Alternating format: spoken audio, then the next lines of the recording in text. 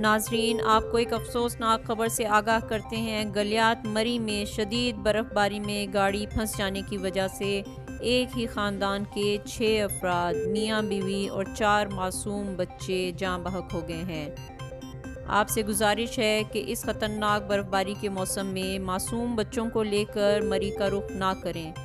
मैं अपनी पिछली वीडियो में भी आपको मरी में बर्फ़बारी में होने वाले इन ख़तरात से आगाह कर चुकी हूँ। बराए मेहरबानी छोटे मासूम बच्चों को लेकर मरी का रुख ना करें। मेरी वीडियो को ज़्यादा से ज़्यादा शेयर करें ताकि लोगों को इन ख़तरात से आगाही हो सके और वो मरी का रुख ना करें। फरानाज, FNK न्यूज़, मरी।